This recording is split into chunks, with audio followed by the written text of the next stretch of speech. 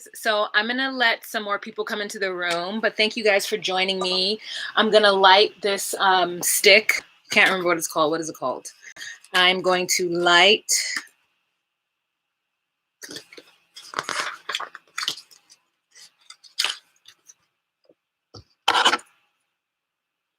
the Palo Santo stick. It's to dispel negative energy and bring in positive energy. And we need that during this time, don't we? We had to stop. Didn't mean to raise my shirt. We had to stop listening to the president and the news coming from the White House right now, just to have a little bit of fun, a little kiki. For those of you guys who have been in quarantine all week, I just put myself in quarantine as of today. So yeah, let's have a little fun. Let's talk about a little love after lockup. It was the season finale. I don't really know how to do this. I'm starting to get into more like spiritual things.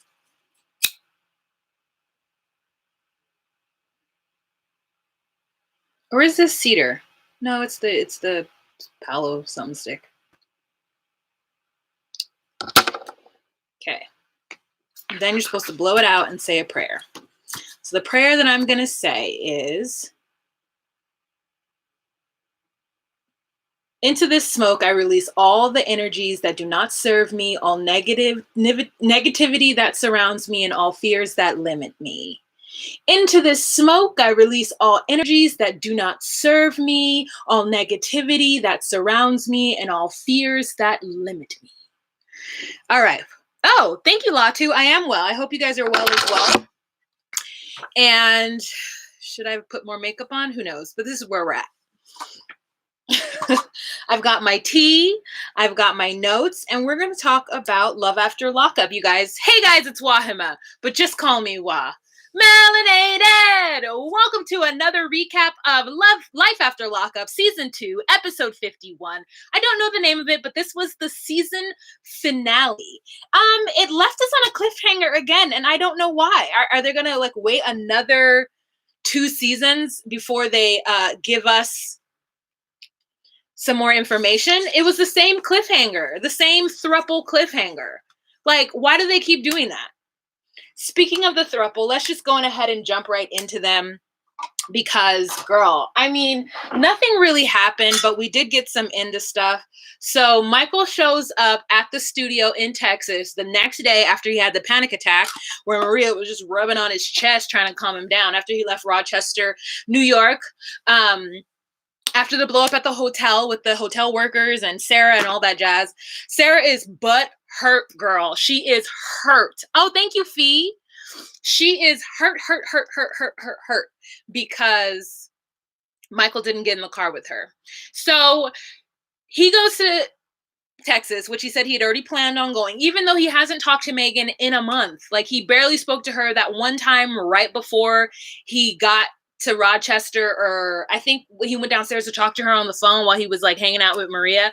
So I guess that was to solidify the plans that he was actually coming in a couple days. So he gets there. She's in the studio laying down a song that to me isn't something I want to vibe to, but I did think the words had something to do with her life. And I do like the fact that she's using songwriting as an outlet for herself to get through this very hard time.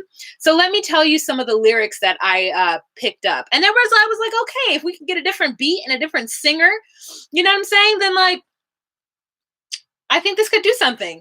They call me home wrecker, turn into a hoe checker. Just don't worry about me, get your home together. And I was like, she told us a little bit of a story. You feel me? I'm feeling it, you know? So she's in the studio, full face, full glam, full face, in this like lit studio that's got like a blue light or a violet light, girl. So it's a whole ambiance. And she sees Michael and she says, "What's up?" And he's like looking at her smiling. You remember he's supposed to be a rapper or something or whatever. And so he talks to her, pulls her outside and is like, "Yo, I just want to be, you know, real straight up and honest with you." Oh my God. Thanks, Kimberly. I'm glad you were able to catch a live. Thank you for the super chat. I really appreciate it. So he gets there. They talk outside and he says, "You know what? I want to be honest with you, my baby boo, you know, because we've been with each other for I don't know how long." No, he didn't say that. But basically he's like, "I got a girl and I've been with her for about a month." And he's like, she's like, "It's what?" what do you mean you got a girl? Like, you didn't even finish what we had before you now have a girlfriend? Like, what's going on? And he's like, well, I'm telling you now. You always told me to be honest with you. And I think he really thinks that he deserves some kind of credit for like actually telling her that he had a girlfriend as opposed to her just finding out on social media somehow. So he wants a pat on the back for that move. And you know, Megan's not going to give it to him. Megan said, you don't treat people like this. You had me waiting around for you up in the air, you know, like didn't know what's going on. And this whole time you've been dealing with another female and her name is Maria. He says her name.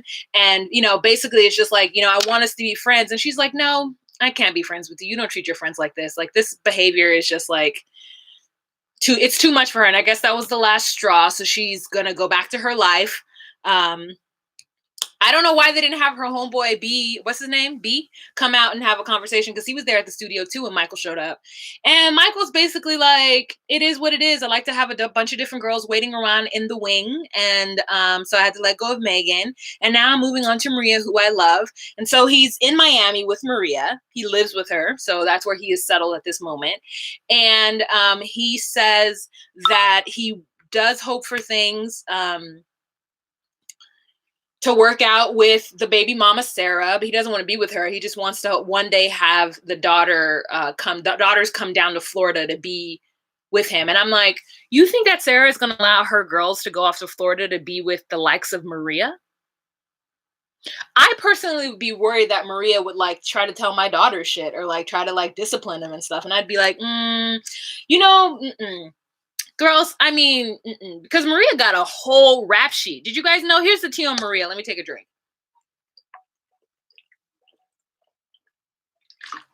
Maria has had several counts of prostitution. She's been arrested for prostitution more than once. And she also has like some kind of case where she was like abusing elderly people. Like she was found, I don't know the details, and I'm not judging her on like the prostitution. I'm just saying she got caught. Girl, if you would like to sell your wares for money, do you. But now you're getting caught 1 or 2 times, which leads me to believe that this bitch was out on the street. And I'm just like, I don't understand. Like, if you want to be a hoe. But why do you gotta like, I don't know. Like, it just feels like I don't know. I want to know what her kids look like. Cause I know she got kids.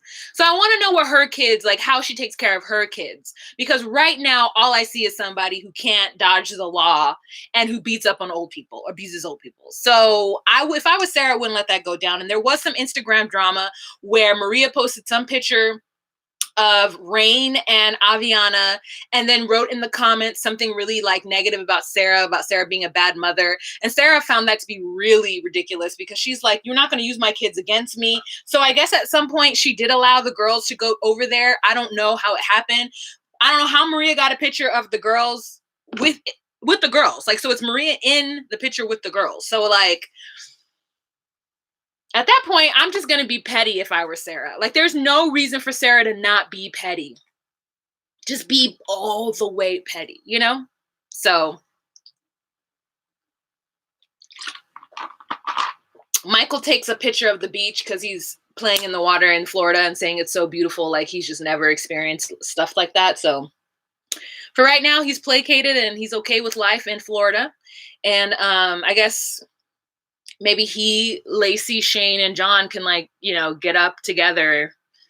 Or no, she's in Virginia Beach. Is Virginia Beach in Florida? Did I make that up? No, or is it Virginia Beach in Virginia? Girl, I don't know. Anyway, so so that's what's happening with them. Megan has moved on, hopefully. Michael is living in Miami with Maria, and he's happy, sending photos of the beach to Aviana so that she can come and visit him one day, which is just like really heartbreaking, right? It's a tactic. He's gonna send Aviana video of him saying, "Pretty girl, I wish you were here." So obviously Sarah's gonna have to let Pretty Girl go at some point, right? Also, Sarah's crying because she says that when he left and didn't say goodbye to the girls, that Aviana asked her if her daddy was dead. And so she said that's the last straw, yet they're still married. So Sarah's just really holding on, you know, for no reason. But this happens when you're young. All right, so the next couple that we're going to talk about is Trent and Clay. Trent and Clay. I did say that. Tracy and Clint. So let's just talk about them real quick. So Tracy decides that she's going to indeed go to rehab. So they start the long journey to rehab. And on the way, Alice calls and talks to Tracy and tells her how positive she is. And at some point they stop to take a break and they sit on the back of the car and Tracy's crying because she says this is something very new for her, but she understands it's something that she's needed. They don't know when her court date is, but they do know, is there a flying here? But they do know that whenever it happens, the fact that Tracy's been in rehab will only look good on her. Like it will only be a positive thing. So I think that's actually really good. And I'm happy for Tracy for doing this. Now, I don't know. They did say that she did complete 45 days, but I feel like the amount of time that Tracy has been on drugs means that she needs more than 40 days. Like she needs more than 40 days. And she also needs to not be with Clint because Clint's not somebody who can help take care of her.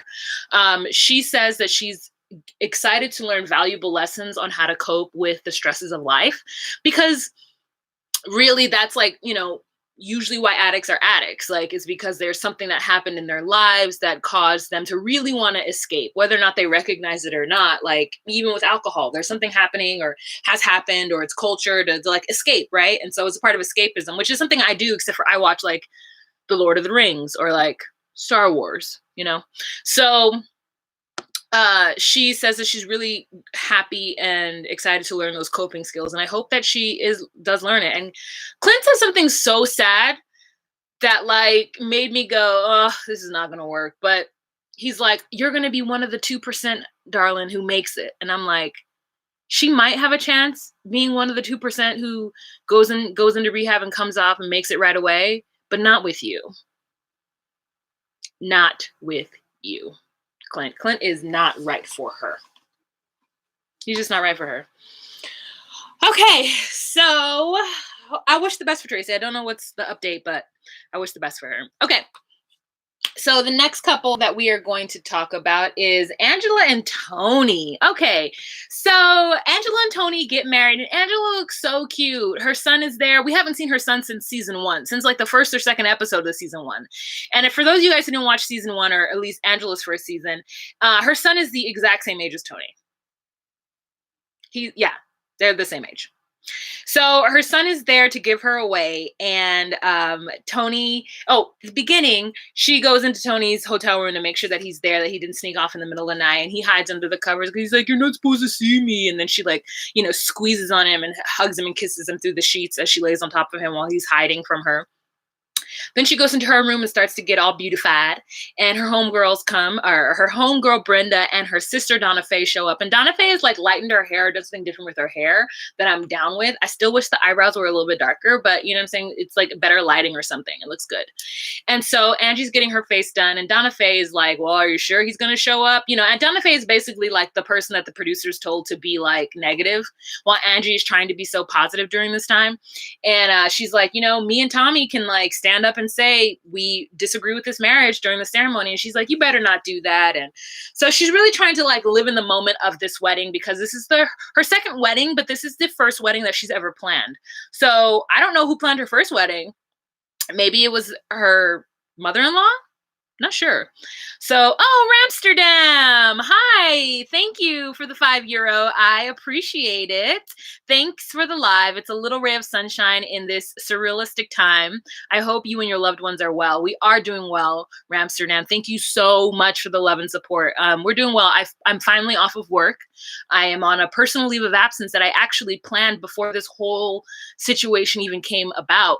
And it actually came right at the right time. Like my job is just like, they're still going because they're considered an essential.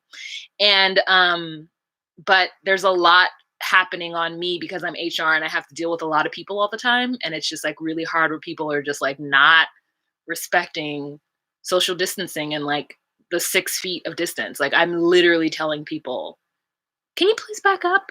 I understand that you have a question and I can hear you, but if you could please back up, social distancing, anyways. So my coworkers were all like shooketh, but those who can't afford to not work are working, and I was able to afford to take 2 weeks off. So I'm doing it for my family's health, because my parents are over the age of 75 and I have a nephew who is 4 and prone to being sick. Anywho, thanks, Ramsterdam. So Angela is getting ready and Tony's getting ready. So Tony is with his best man, Andre, who now we can see that his teeth are just jacked up. So there is more than one gold teeth at the bottom, just like the second tooth is kind of behind the first tooth.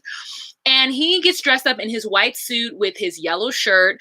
And Andre is wearing a brown suit, which I don't hate. It's just the wrong color brown. It's like doo-doo brown, you know? That's the best way. It's not a chocolate brown. You know what I'm saying? It's not a like dark chocolate. It's not a milk chocolate or a dark chocolate. It's like mud, you know, brown. And he's wearing like a paisley print vest. And I think he has a yellow vest tie. I'm not sure. But anyways, so they are at the altar and it actually looks really good. Like Tansy or whatever her name was, the wedding planner, did a good job. And Tommy shows up dressed like, I don't know, but somebody from the 90s. You know what I'm saying? Like just dressed in like khaki pants, like a blue long sleeve shirt and like a polka dot tie that was just loud, you know? He shows up and so you think there's going to be some drama because Tommy's like, look, I will always have Angela's back, okay? No matter what. They can get married, they can do whatever, but I'm going to always be friends with Angie. That is my homegirl. You don't understand the bond and relationship we have, and I'm still just really grateful that she wants me to be her friend and be at her wedding. So here I am. Like Tommy is in it for life. He will be there with Angela to pick up every piece that falls on the ground, every crumb, every good look, every smile, every breath of cigarette smoke. Like Tommy is there for Angie no matter what. They're going to die together. Angela doesn't know it, but she thinks she's going to eventually marry somebody and live a life with somebody until they grow old. And she thinks that person is her husband. But she is wrong. That person is Tommy. That person is Tommy. So, hi, Lindsay. Hi, how are you? Welcome. So, you think that Tommy and Donna Faye might say something, but they don't end up saying anything. It's actually a sweet ceremony. She makes a little joke about him, you know, his behavior and going back to prison and whatnot. And he is like, you know, smiling from ear to ear, just a cheesing girl. And so, yeah, it's a really good, cute little beach wedding. Honestly, I couldn't knock it at all. All right. So then you have Angela in her confessional 48 hours after the wedding, talking to producers. And she tells the producers that she, I guess earlier that day, took out Tony's SIM card and put it in her phone. And then during that was like going through her phone to look at the text messages and saw that for the past week or two, he had been laid up with some prostitutes. So she calls him during the interview. The producer's like, Angela, just do this afterwards. She's like, no. She calls through during the interview and is like, Tony, quit the stupid shit, dude. You've been messing with these prostitutes. And she starts to holler at him and he starts to holler back. You're going through my phone. This is my privacy. And she's like, you don't get to tell me what I done. I done what I done because you messing up, dude. And she's just going off on him. And then she looks at the producer and she's like, this motherfucker thinks acting like I'm some dumb bitch. And I'm like, Angela, you are though, honey. You are a dumb bee. You married this man. She's like, I know he's got impulse control issues, but dang. And I'm like, yeah, Angela, he has impulse control issues and you married that. Did you sign any kind of prenup? Like, are you does she live in a state where you have to, what is it like? Isn't there some kind of law in some states where you have to like think about it for 24 hours or something? Like, if she divorces him, will he get half? So currently right now, he's living in a hotel, which is where he should have been living this whole time. And he says, he gonna say at the beginning of the episode that of course, Angela will forgive him. Angela will forgive anything that he does. And he's very confident in his abilities to win Angela back. And then we have like this little segment of him talking about how he is living through this quarantine. And it's like, it looks like it's a commercial, so you might have missed it. But he's like, yeah, in prison, we were always on lockdown. So I know what this is like, but I have way more things to do now. So what I do is I work out and I watch TV and I have social media and first of all, we do not need advice on what to do during a quarantine from an ex-con who spent most of his time in lockdown. The 9 years he was in prison.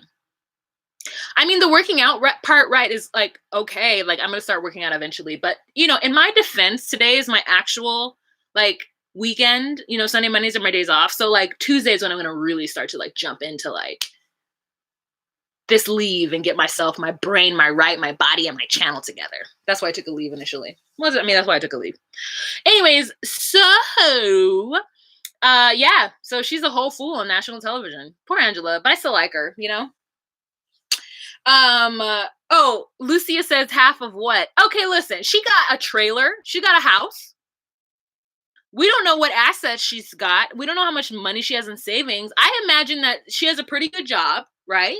She's some kind of like nurse or something. She wears some kind of nurse's scrubs. So if she owns her land and owns her trailer, she probably has a lot of money in savings, especially that she hasn't had a husband this whole time. She might have some money in savings. You know what I'm saying?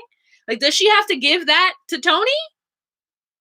I don't know. For whatever reason, any woman of a certain age who is single and has been single for a long time, and doesn't have like kids that they have to take care of, I assume that they all have at least 30, 40 G's like locked up somewhere. Why wouldn't you? If you don't have children or you haven't had children in a long time and you've been single and you like own your own shit, like why wouldn't you have some kind of savings? Like, what are you gonna do with all that extra money? She doesn't look like she travels that much. You know what I'm saying? I imagine Angela got a little bit stowed away. Does she have to give that to Tony? And maybe that's the why Sarah is not divorcing Michael. Does she have some kind of assets that she doesn't want to give up to him? Like maybe her grandparents left her something, and if she divorces him, he gets half. Girl, I do not know. Oh yeah, and she got a grown son. A grown son. He's like 36. She had him when she was in like her early 20s.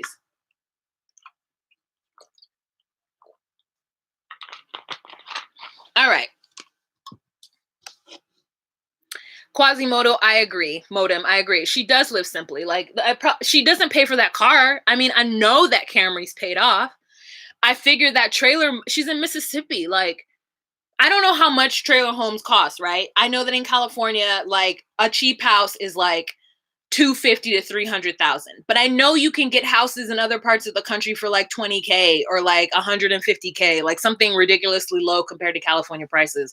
So I assume a trailer is only $100,000. She could have been paid that off,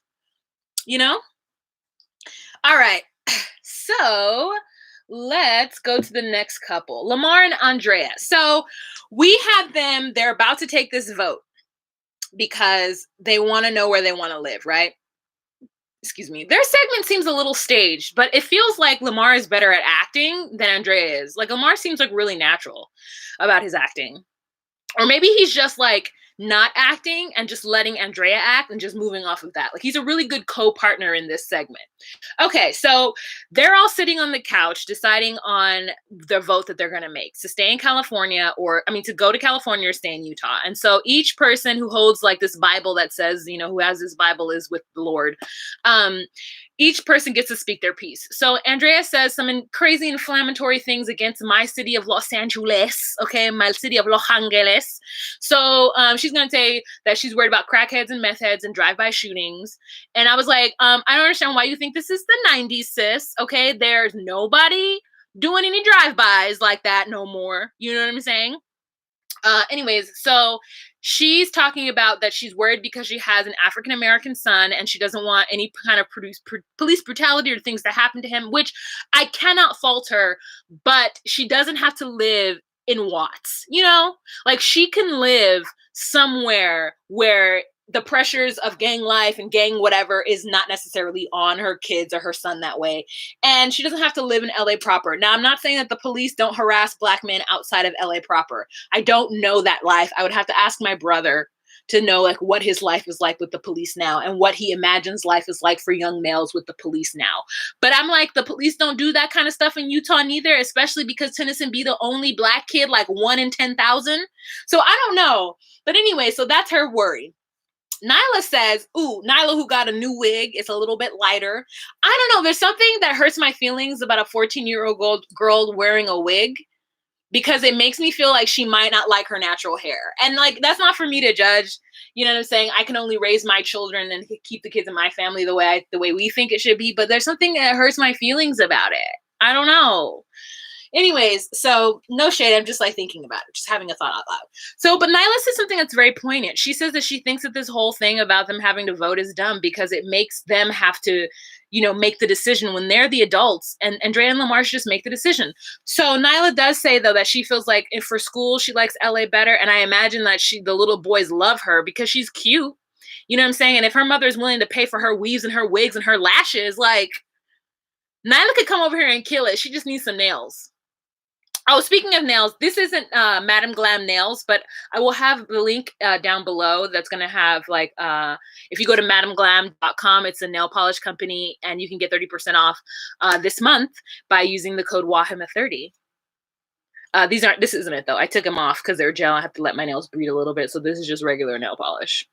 Anyways, so she says that for her dance career, which I would like to see her dance, and schooling and such, that she thinks California is a better fit for her. Lamar says that California is better for him because he's in school, he's got a good business venture coming up, and he's doing his music. So he's like living his life. He's living the 20s and the 30s that he did not have. You know what I'm saying? And I think he's doing it responsibly. I love Lamar. I think he's great. I thought I saw him on the streets the other day and I was like, ah! I almost yelled out loud. You know what I'm saying? And the social distancing time, and I was finna run up to this car and be like, Lamar! It was crazy. It wasn't him, but I really thought it was for just a second. You know, when you think something for just a second and you like, it's a shock to your body and it kind of reverberates a couple of minutes later. Like that's what was happening to me. I really thought it was him, girl. I really did. So he says that Tennyson says he's on the fence because he is worried about, you know, certain things, and he is, you know, crime and whatnot. And then I think Priscilla just wants to be with her dad, period. So they all vote. It's 2 for Utah and 3 for LA. And so they're moving to Los Angeles. And Andrea acts like she's so upset and that she's about to cry. So Priscilla gives her a hug. And then she's like, you know what? It's okay. I'll move to LA. It was really too easy for her to just give up the idea of living in Utah. And she did have a good point about the fact that, you know, there's bigger houses in Utah. Your money can stretch a little bit longer in Utah. That's absolutely correct. So she acquiesced and said, okay, I'll move to LA. But I just want you to know I'm only giving it a year. And for 9 months out of that year, I would like to be pregnant. So now her and Lamar are going to try for a baby. And then there's a little sub scene where she makes Lamar, she's got a whole getup on with a mask and everything. She's into this like sex fantasy situation. He's ready to get it in. And she's like, before we do this, you sir, are going to have to see if your swimmers are swimming. And he's like, man, you know what I'm saying? I'm good. My non-swimmers are swimming. You know what I'm saying? I ain't got no problems. He's 43 years old. And so I think that me and Andrea are the same age. I think that Andrea is 38. Isn't that crazy? Sometimes I see people who are my age and I'm just like, what have I been doing? Like, what have I been doing? Nothing. I feel like my life hasn't even started. This woman has had like a whole situation happen in her life. And she now is ready for her 4th child with Lamar. Anyways, so it turns out his swimmers are swimming and they're going to try for a baby. They live in Los Angeles currently and they're going to try for a baby. All right, what are you guys saying? Why another baby? She makes me laugh talking about gangs. Meanwhile, her husband is a banker. He's not a banker anymore. I'm going to eat some, I'm just going to stress eat in front of you guys. It's banana nut muffins from Sprouts. Look at it. I'm like, ooh, homemade.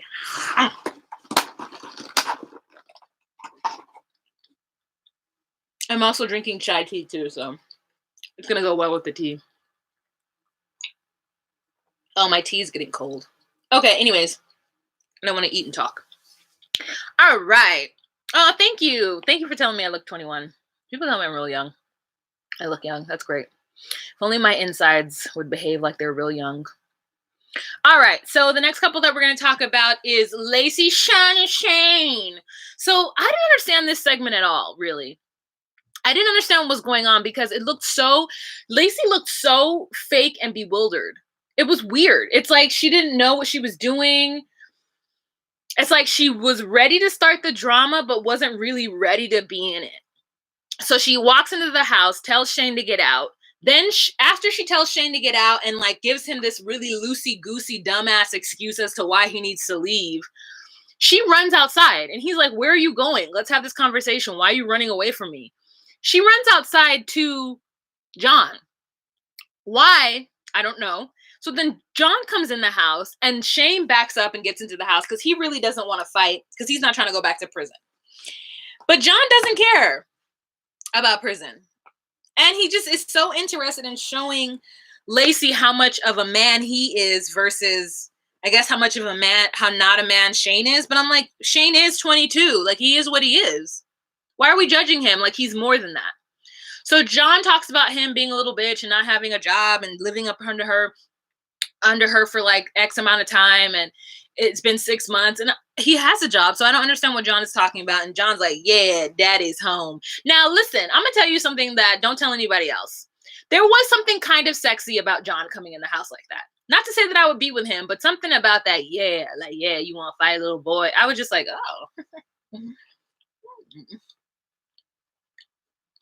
But that's a trash bag in me.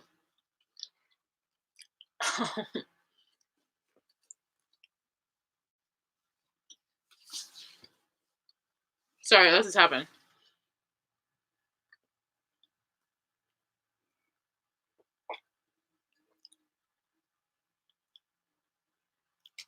Fee, do not judge me. Thank you.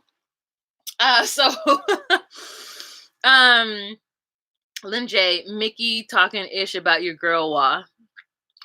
Who's Mickey? Where's Mickey? Is Mickey Quasimodem? Anyways, so Lucy, I'm sorry, Lucia. Stop judging me. I need everybody in the comment section to stop judging me. I told you it was a secret. Don't tell nobody. So that means you can't be judging me in the comment section. Dang. Oh, hi, Mickey. There's 2 Mickeys. Oh, Mickey was talking shit. I understand what's happening now.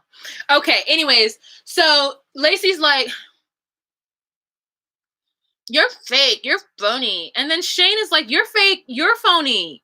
This entire time you've been like talking to me about sleeping with this one woman, I don't even know whose name it is. And then you spent the whole day with John." She's like, "No, I spent the whole day with John. And he's a real man. Get out of my house." And I'm just like,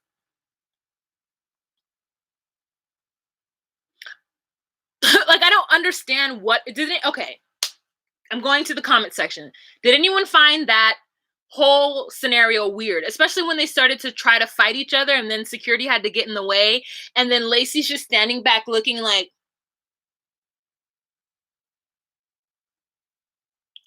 "Stop it.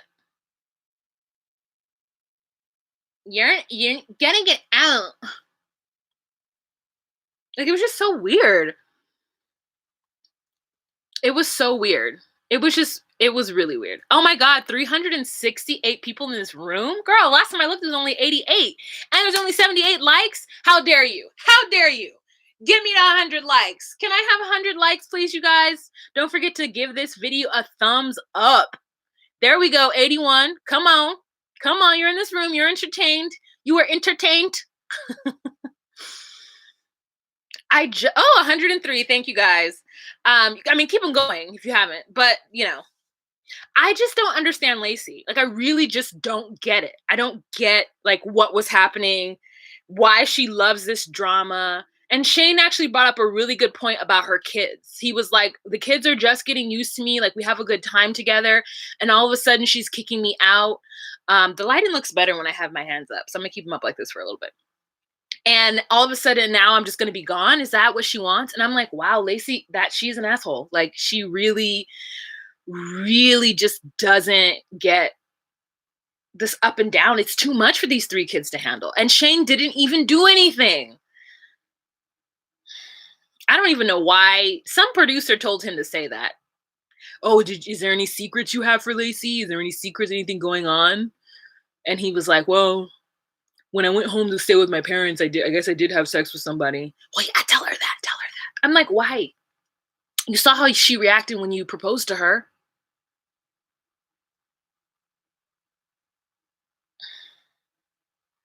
It was just weird.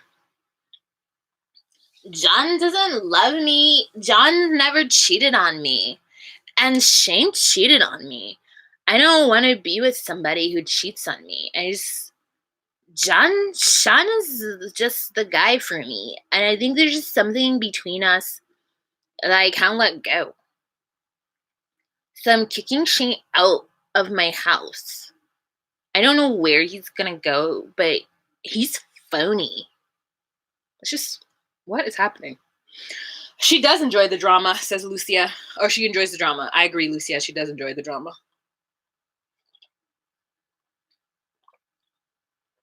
So let's move on. All right. Security. Some of those security guards, I was like, oh, hello. Can we get this one mic'd so that he can tell us what his name is, perchance? All right. So Brittany and Marcelino. So obviously Brittany and Marcelino are the success stories of this entire franchise. And they are now talking about her looking into her kids. And so she got told no by the courts. They weren't going to support her looking for her children. They weren't going to give her any information because she was on DRUGS. It's considered neglect and abuse. Even though I don't understand why they didn't acknowledge the fact that this child was 1-3 and 1-5 or 1-5 and 1-7 when she had these kids, I can't believe that they would dock her for, like, if a strung out teen comes in pregnant and you take away her kid, there should be some kind of like statute of limitation law or whatever that allows them to try to find their children after that. The girl had a 34-year-old boyfriend at 12 years old. I'm going to let that sink into you guys. She had a 34-year-old boyfriend at 12 years old. She was raped. She was abused. She was put on drugs, allowed to be on drugs. Like, the person who did this to her is an entire dirty butt trash fuck face. This is like the worst R. Kelly scenario, the worst, like, you know what I'm saying? This is really bad. And for them to just mark her as somebody who neglected or abused her kids as though she wasn't a minor when this happened is really sad. And it's sad that she's not going to get an opportunity. Marcelino's there to support her. She decides that because of the money factor that they're just going to stop right there. But he says that the kids are getting to an age where they are going to want to know about their mother. And it's good to know that the mother did try to reach out and find them at some point, which I was saying. So they decided a couple of months later, when she's like fully showing, is to have a gender reveal party because they have so much support on both sides of the family that they wanted to share this moment with their family. And they did the gender reveal and they're having a little boy. And Marcelino is so excited to have a little mini him come out of her vagina. And then he's also going to literally sew up her vagina because she cannot get pregnant again. I got a lot of kids right away, you know, a lot of kids. The little girl isn't even walking yet. I wonder if they're going to be like probably like a year and a half apart. That's intense. That's a lot of little feet. And you know, Giovanni is there. She's Insta mom. And I really hope the best for her. She's trying to like finish school. I really hope the best for them, honestly. And that's it, you guys. We got through it together. Another season of Love After Lockup is starting this summer. So I will be reviewing that. And also there is an older black man with some other woman. I don't know. It's really interesting when it's a man with a woman coming out of prison. I don't know, the trope of a woman waiting for a man to come out of prison is so cliche and like it's just like something that always happens and you hear about and you see about. But the other way around is always so interesting. Like Scott and Lizzie was so interesting. Who was the other man? Marcelino and Brittany to me were still interesting. So yeah. Whew. All right, you guys, 144 likes. Yes. Let's for those of you guys who are watching, not watching this live, this is the end of the video. I'm going to be talking to the people who are in the room right now.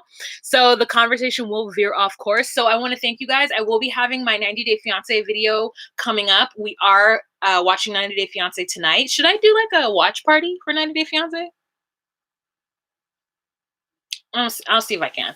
Anyways, so 90 Day Fiance is coming on tonight. So I will be watching that. And then my edited video will be up Monday night or Tuesday morning for that. So I'll see you then. All right. Remember to be you, be true, and find your place. Bye. All right, girls and gals in the room, let's talk. Oh, do a watch party? It would be at like 8 p.m. I want to do one that's good though. Like I just feel like I got to set up my TV right.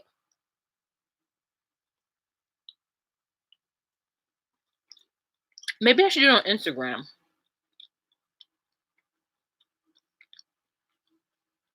I don't know where you find 90 Day Fiance. I watch it on regular TV. Sorry, gullible girl. Oh my God, Quasi, you just got the notification? That's so weird. So don't forget to hit the notification bell when you subscribe so that you can get notified when I go live. I will be doing lives because I'm definitely off work right now.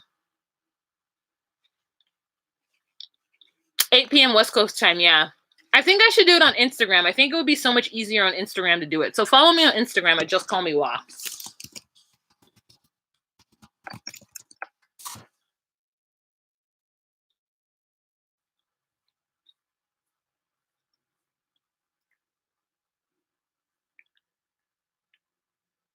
Last man standing for life. You said poor Sarah. Explain. Let's go with that. Okay, so put a smiley face emoji if you feel bad for Sarah from the throuple. Smiley face emoji. Go ahead and put that down if you feel bad for her, and let's talk about it. I mean, that's the cliffhanger. They didn't tell us if she was pregnant or not. Like, why do they keep leaving cliffhangers? Just tell us. We don't want to see this throuple anymore. We're good with them.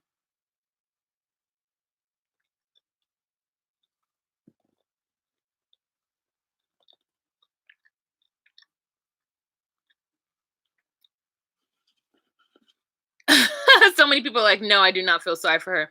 I'm eating a banana nut muffin from Sprouts and chai tea. I'm kind of like stress eating, I think. I'm like, there's not enough food. I mean, there is. We have like, we're Central Americans, so there's like rice and beans and tortillas here for all of our lives, but no one's cooking it. And I don't cook, so someone needs to cook it. Okay, no one says poor Sarah.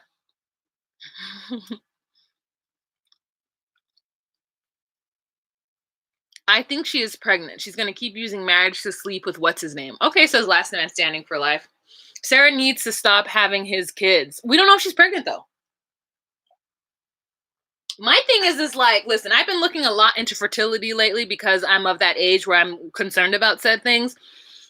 And a woman can really only get pregnant 3 to 5 days, depending on when you have sex and when the egg and the sperms, right? So like women ovulate for 3 days out of the month, right? The egg shoots out of the little thing, the ovary sac. That's not what it's called. And it goes into the fallopian tube. And a sperm can stay alive for 72 hours in the body. So if you have sex like the day before you're ovulating and the sperm hangs out around and somehow finds its way up, it can fertilize and then the egg comes down into the womb, right?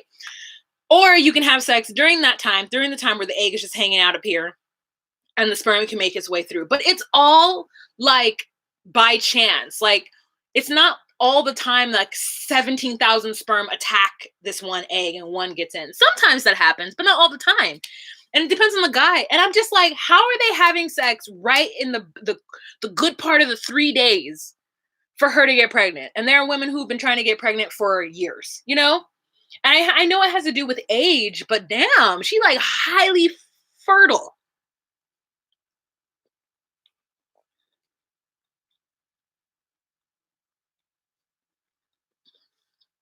Explain Michelle Duggar. I just think that they're having sex a lot. I think that the Duggars know. I think that the Duggar woman knows her fertility and just like would have sex during that time, like a couple times a day.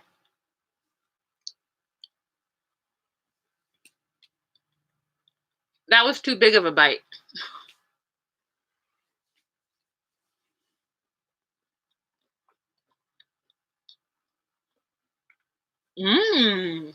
Read Quatley Modem's comment. Let me look for my glasses.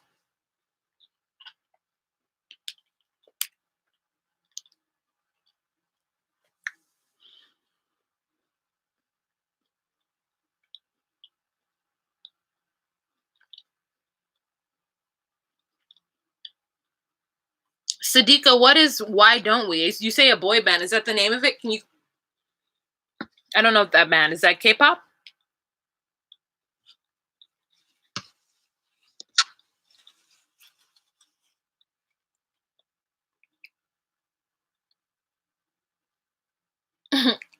John Guy says, I don't want to see Angela or Michael and Sarah ever again. You don't want to see Angie? Oh, it's not K-pop. Okay, Sadiqa, then tell us what it is. Can you do a live for 90 Day Fiancé on YouTube? No, because YouTube will shut it down. It's easier to do it on Instagram.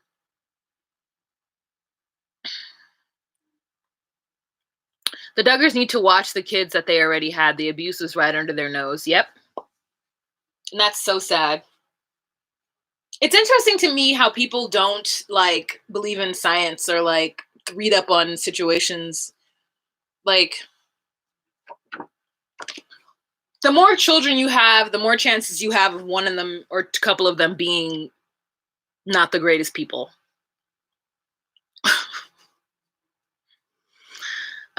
What's your Instagram name, Wa? I'll give you one guess.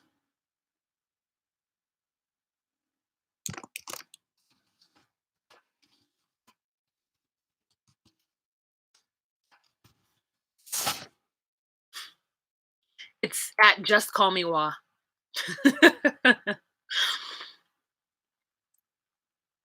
Quasimodem says the odds of young fertile couple conceiving and having sexual intercourse around the time of ovulation are approximately 1 in 5 every month. Oh,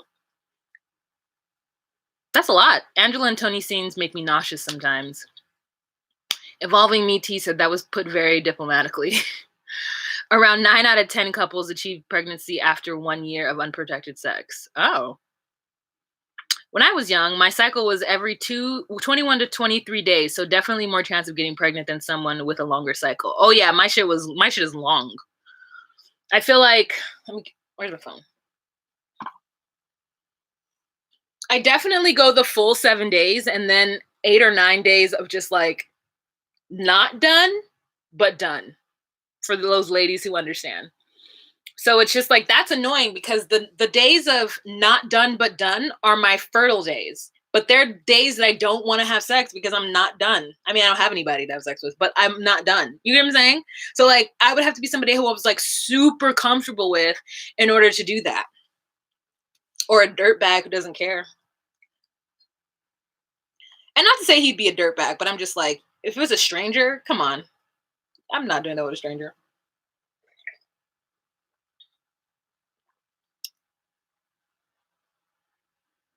Oh, me, Shannon, I had 2 surgeries to get fibroids removed. And I tried to go the holistic route, and I got some tea from the Alkaline Goddess, and it's supposed to like break down the fibroids and you're supposed to like expel them.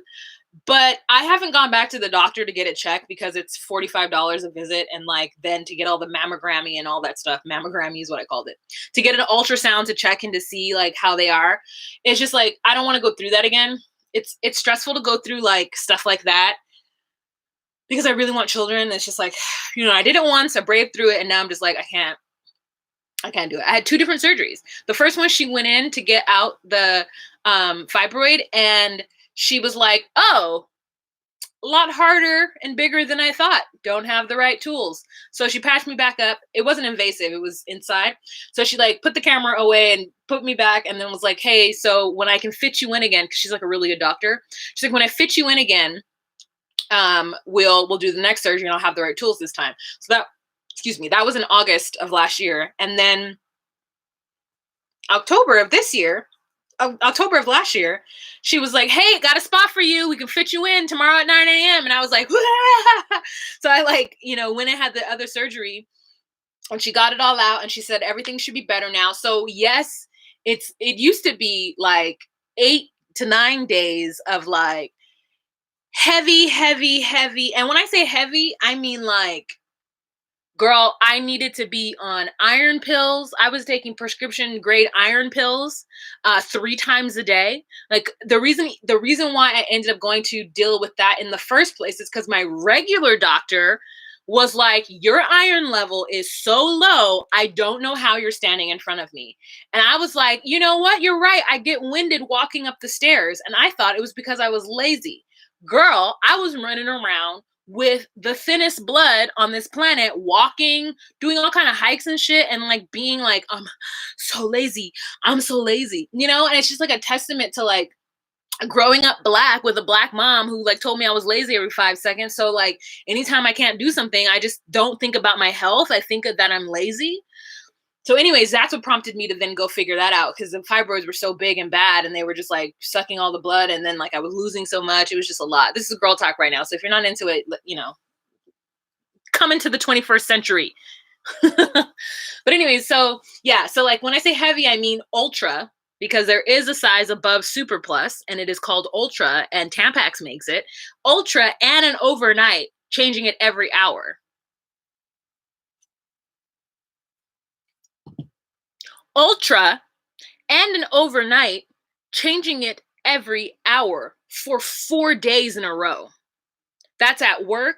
That's at night. That's not getting a good night's sleep, because I literally have to sleep with like 2 towels underneath me in order to even get like 3 or 4 hours, and then get up and sleepily go to the bathroom and like change everything and, hope for the best. Like, anyways, so then after I had all that surgery removed, everything removed, it's like 1 or 2 days of like heavy every hour. And it's not the first day, it's the second and the third day. And then like the second to the third night is a little rough. And then the third to the fourth night is rough. And then the fourth day is lighter, but it's like super, and then like a regular pad. And that's every like hour and a half, 2 hours. But even that is like better than every hour. I literally at work get up every single hour, go to the bathroom every single hour.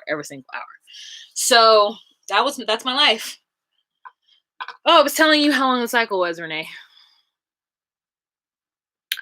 How do I make it tell me that? Charts? 27-day cycle is what I'm being told here. So there's that. Long story short. Or long story long. Me, Shannon, I have to wake up during the night and empty the cup and change my pad. Yeah. I can't even use a cup. I tried to use a cup and my body, my like entire wardrobe was just like a crime scene. No cup for me.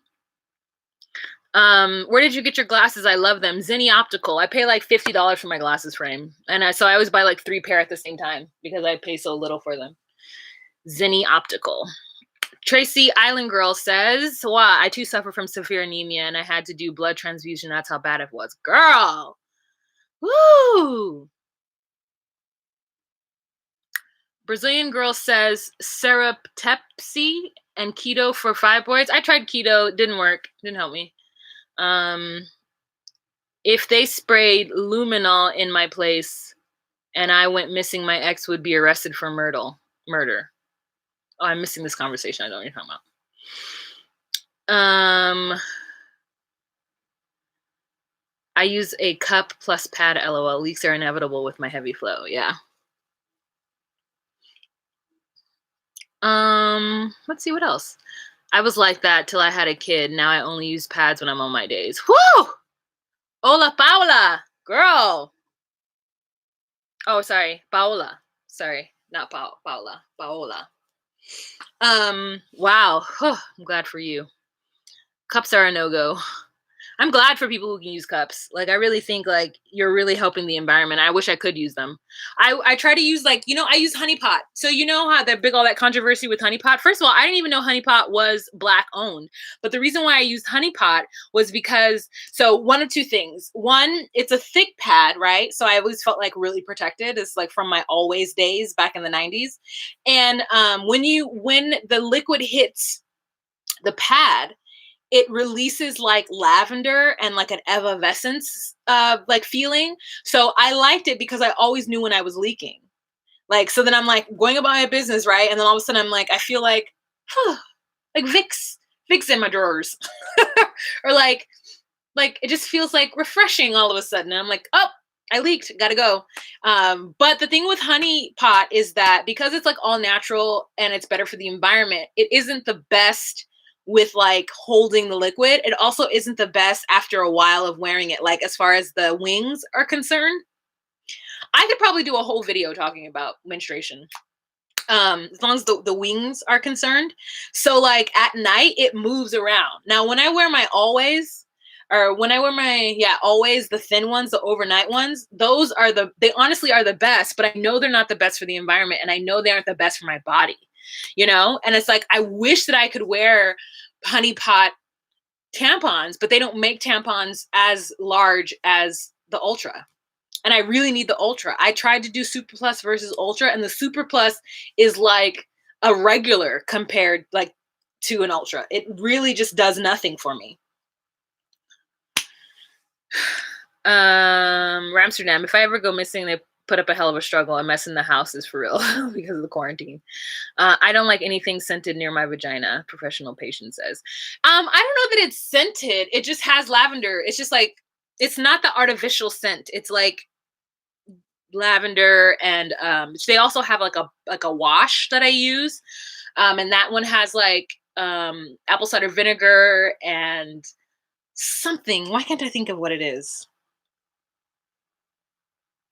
I don't know, but I don't use scented pads and I don't use scented tampons. Like, I don't use anything that is weird. Like, that's weird smell on top of fake smell. But the honey pot is like natural. Like, it's like natural cotton and like natural oils or like whatever it is. I don't know how it is.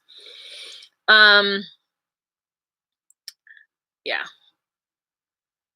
I heard that they canceled the tell-all. What tell-all? Here, I'll go get it. I'll go get it and I'll show you what it is.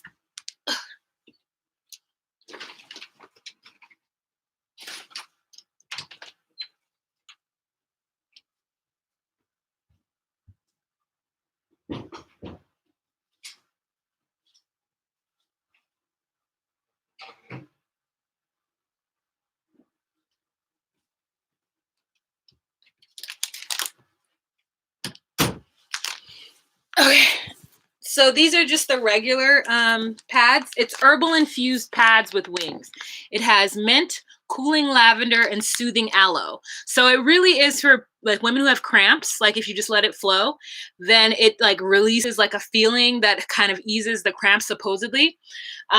So the tagline is made for humans with vaginas, because it takes one to know one. It says, I was suffering with bacterial vaginosis for 8 months when the ancestors came to me in a dream and gifted me with the vision of to heal myself. With her help, I created the honey pot to solve what the other brands wouldn't through the power of herbs.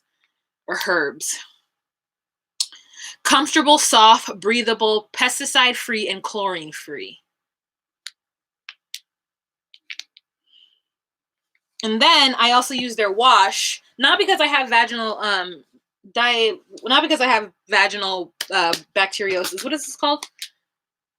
Bacterial vaginosis.